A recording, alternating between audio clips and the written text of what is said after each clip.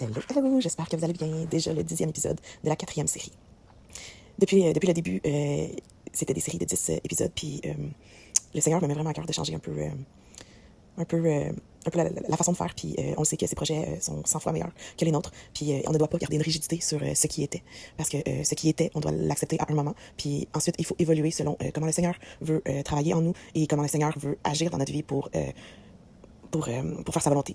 Donc, pour la prochaine série, je sais pas comment il va y avoir d'épisodes, je sais un peu où je m'enligne, mais je ne sais pas encore comment d'épisodes va y avoir dans la série.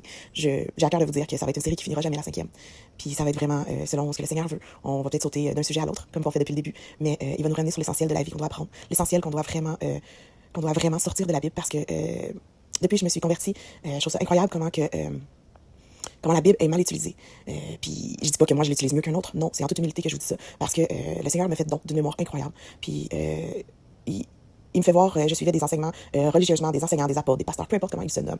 Je les suivais avec un cœur, puis avec une volonté de vouloir avoir plus du Seigneur. Puis dans tout ça, je réalisais que ils se contredisaient dans leurs paroles et dans leurs enseignements. Oui, je sais que la pensée évolue, que ils nous enseignent du mieux possible avec ce qu'il y a aujourd'hui dans leur esprit et tout. Je suis sans jugement de ces gens-là. Par contre, je trouve que moi, c'est comme je vous disais dans la saison où que je vous raconte ce qui s'est passé avec mon église ou mon ancienne église, où que je vivais que de l'incompréhension de leurs gestes, de leurs actions, de leurs réflexions, de leurs paroles. Ben, ces enseignants-là que j'écoute, que je suivais, ben, je trouve ça triste parce que un bout de temps, j'ai plus envie de les suivre parce que je retombe dans cette incompréhension-là. Parce que la parole, elle le dit, c'est un couteau à deux tranchants. Je vous ai dit dans l'épisode précédent, je crois que il y a tout le temps un verset qui va en contredire un autre, puis tu vas utiliser le verset que tu veux pour t'élever, puis je trouve que dans le monde chrétien ou dans le monde normal, peu importe, là, il manque d'humilité, il manque de « Hey, t'as raison, pardonne-moi ». Il n'y a pas ça dans le monde, il n'y a pas ça avec nos frères et sœurs. Je généralise, oui, mais pour avoir vécu tout ce que j'ai vécu, puis qu'en bout de ligne, ils disent que tout ça a été fait dans l'amour et la bienveillance et tout, mais ils ne reconnaissaient pas leurs erreurs parce qu'ils ne prenaient pas le temps, parce que ces gens-là disent juste que c'est nous le problème et non eux. Mais la parole est claire là-dessus, c'est qu'on doit tout le temps renouveler nos pensées et notre intelligence, puis arrêter de penser que nous sommes parfaits, puis que c'est tout le temps les autres le problème. La journée qu'on va se mettre ça en tête, que c'est nous le problème et non les autres, tout va changer. Tout va changer parce qu'on va s'humilier devant le Seigneur. Et c'est à ce moment qu'il va nous changer et qu'il va utiliser cette force pour toucher les autres. C'est important d'arrêter de se penser meilleur, de vouloir la popularité du monde, de vouloir être le meilleur enseignant. Non, le meilleur enseignant, c'est la parole, crue et nette, parce que tu n'as pas besoin de 12 millions d'enseignants qui vont t'enseigner. Tu as besoin de te concentrer sur la parole, selon ton énergie, ton cœur et le temps que tu veux consacrer au Seigneur. Il ne te demandera pas de tout mettre tes enfants, ta vie de côté pour lui, mais il va te demander un certain moment, puis un cœur sincère, parce qu'il le dit dans sa Bible. Tout ce qui est important, c'est ton cœur et ta démarche sincère. Sois sincère avec lui, il va être sincère avec toi. Ce n'est pas parce que tu manques de sincérité qu'il va manquer d'amour pour toi. Il va t'aimer au même sens qu'un autre, mais il va voir que les bénédictions, tu n'es peut-être pas prête à avoir ce qu'il y a pour toi, pour ta vie. Je ramène la parabole à mes enfants. Mes enfants sont... à tous les enfants. Ils disent que quand tu vas vers le Seigneur, tu es un enfant. Oui, tu es un enfant. Mais un enfant, comment ça l'apprend? De ce qu'il met en lui, de ce qu'il voit, de ce qu'il entend. De là, l'importance de grandir avec l'enfant et non de lui imposer toujours des choix, mais de l'accompagner. C'est exactement comme le chemin de la chrétienté. Si tu tapes toujours puis tu dis non, c'est ça la façon de faire, non, c'est ça la façon de faire. Moi, quand j'étais éducatrice, la meilleure chose que j'avais pour faire évoluer les enfants que j'avais dans mon groupe, c'était les choix, pas de choix.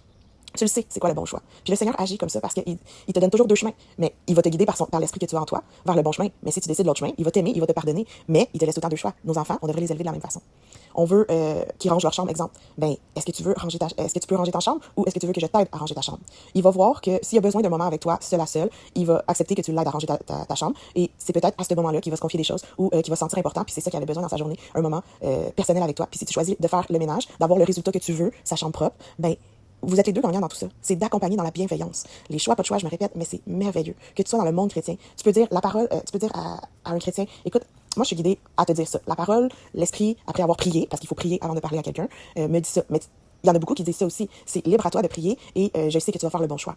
C'est de donner l'estime parce que au nouveau croyant que lui aussi peut être guidé de l'esprit, peut être puissamment guidé de l'esprit. Mais là, le problème de nos jours qu'on voit dans les églises, dans le monde, dans tout, c'est que on laisse pas on fait pas confiance aux gens.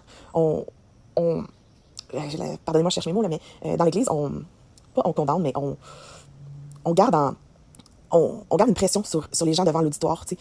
Puis je trouve qu'on ne donne pas pleine délivrance à ces gens-là parce qu'ils les personnes qui prêchent ou qui enseignent ou peu importe, ils prêchent souvent comme une dépendance envers eux. Écoute, tu devrais venir me voir si tu sais pas trop. Non, tu devrais prier, tu devrais travailler avec l'Esprit, il va te guider.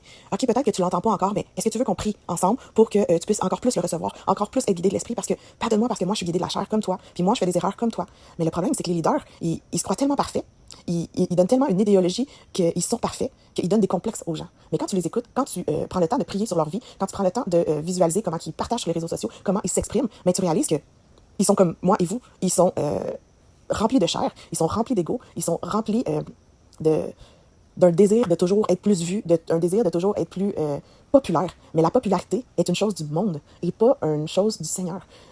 Jésus, là, il se promenait, puis je sais que je l'ai déjà dit, là, mais il se promenait, puis il disait, ah, mais dis-les pas, il cherchait pas la popularité, il prenait une foule, il cherchait pas à tout faire devant les caméras, il cherchait pas à tout se faire valoriser dans un monde de sociaux, non. Il était guidé de son Père, Dieu, qui l'amenait, puis que ça soit vu par des milliers de personnes, ça le dérangeait pas, parce que lui, il allait chercher une brebis à la fois. Il allait pas chercher la popularité dans tout ça, mais c'est où que la chair de l'homme a changé, puis que c'était la volonté de, tu sais, je regarde l'église où j'étais, où j'ai passé... que j'ai fait la comptabilité aussi, et il prêche des super bons messages, il prêche comme quoi que on devrait pas s'attendre aux followers qu'on a, aux j'aime, ou peu importe, on a à cœur de partager quelque chose, on partage, même si on a juste un like, c'est parfait parce que avec le temps, j'ai réalisé qu'il y a tellement de gens qui écoutent, qui lisent, mais qui n'ont pas une réaction, parce que j'ai à cœur de vous dire qu'ils n'ont pas envie que les autres le voient, tu sais. Mais ça serait d'interpréter, puis chaque personne est différente, fait que je veux pas interpréter. Mais ça reste que, tu sais, il parlait de ça, mais en dehors, quand que... au début, on avait quand même des moments avant que je prenne la comptabilité. Puis il nous disait, tu sais, je comprends pas que le même vidéo, il soit partagé par tel évangéliste, il est vu par des millions de personnes, puis moi je le partage, puis il est vu par 300, 400, 500 personnes. Mais même lui, il analysait tout ça, mais il prêchait que c'était pas une importance. C'est pour ça que l'importance que je vous dis que c'est important de prier et de ne pas vouloir être quelqu'un d'autre. Parce que il a tout mis en vous pour être une personne unique à son image. Puis que vous devez prendre confiance en vous si vous voulez évoluer, si vous voulez rentrer dans la volonté de Dieu pour votre vie. Si vous idolâtrez tellement de gens chrétiens, vous faites pas les choses différentes des choses du monde. Puis ces gens-là ne devraient pas aspirer à être idolâtrés. L'autre fois, j'écoutais un pasteur qui disait il avait vu une voiture qui était super identifiée, il y avait beaucoup de choses du Seigneur sur la voiture et tout. Puis le Seigneur me montrait cette vidéo-là parce que moi, dans les réseaux sociaux, j'ai quasiment tout supprimé. Puis j'ai plus envie de voir ces choses-là parce que ça m'atteignait trop. Mais il a fallu que je fasse un travail avec le Seigneur pour comprendre que c'est ça qui prenait tout mon jus de voir ces choses-là puis de dire ah mais voyons donc c'est contraire à la Bible, tu devrais pas t'élever, tu devrais pas faire ci, tu devrais pas faire ça. Puis moi c'est ce que le Seigneur me montrait en moi, mais les autres le Seigneur peut travailler autrement. Puis qui a la bonne raison, je sais pas, on s'assoit pas pour prier moi et cette personne-là. Puis ça n'a jamais été je crois que c'est même si j'étais là je parle d'une autre église où j'étais même si j'ai été longtemps cet homme-là m'a jamais adressé vraiment la parole. Sa femme, oui, puis c'est elle que je vous disais qui était guidée pour la grossesse de mon deuxième. Mais pour revenir à l'auto, il disait là grâce à cette vidéo-là, cette voiture-là est rendue populaire, elle est rendue fameuse dans le monde. Puis là, j'étais comme j'avais juste le verset élève-toi des hommes et tu seras une abomination pour le Seigneur. Je sais pas si c'est dans ces mots-là, mais c'est comme ça que j'ai envie de vous le dire. Est-ce que je mélange deux versets? Je sais pas. Mais c'est comme ça que l'Esprit a envie de vous dire comment moi je l'ai perçu. Puis ces gens-là, ils sont tellement valorisés, ils sont tellement idolâtrés sur les réseaux sociaux que c'était encore plus dans l'incompréhension. Puis c'est là que j'ai dit pas j'ai dit, mais que le Seigneur m'a montré que les réseaux sociaux sont dangereux. Les réseaux sociaux sont un paraître et non un être. Et avec le Seigneur, on doit être et paraître, on doit être une personne pleinement accomplie. Puis si eux autres, ils veulent la popularité du monde, ben il va avoir à faire face à tout ça devant le Seigneur. Quand il va revenir, il va dire, écoute, je t'ai donné l'argent, je t'ai donné ma relation privée avec moi, incroyable, je t'ai donné la bénédiction d'écrire des livres incroyables qui ont béni des gens et des gens et des gens. Mais toi, en retour, tu as toujours voulu plus d'argent, plus de popularité, plus de ci, plus de ça. Puis je me répète, puis c'est une des raisons pourquoi que je mets pas d'image de moi sur mes épisodes. Pas parce que je veux être cachée, mais parce que c'est un peu comme l'esprit. Tu la vois pas, mais tu la sens. J'ai envie, je vais le répéter souvent, j'ai envie de vous concentrer sur ce que l'Esprit me met à cœur de vous partager, et non sur une image, sur une personne, parce que j'ai pas envie d'être élevé du monde, j'ai pas envie d'être populaire. J'ai envie de garder ma petite vie calme, ma petite vie avec ma famille. J'ai envie d'aller dans les rues, puis de pouvoir apporter ma douceur, mon amour, puis de pouvoir toucher leur cœur sans qu'ils puissent me voir partout sur les réseaux sociaux. J'ai envie que ça soit l'Esprit qui soit élevé dans ce monde. L'Esprit à travers moi, à travers vous, à travers chacun de nous, et non le contraire. J'ai envie que ce soit le Seigneur et son amour qui soit élevé, et non ma chair humaine. Donc, c'est une des raisons pourquoi que je mets pas ma face, que je mets pas mes choses, puis j'aimerais que vous respectez, puis vous cherchez pas à savoir qui je suis. Parce que j'ai pas envie de cette popularité. J'ai envie que le Seigneur ait la popularité qui lui est devable. Sur ce, soyez bénis et à une prochaine saison.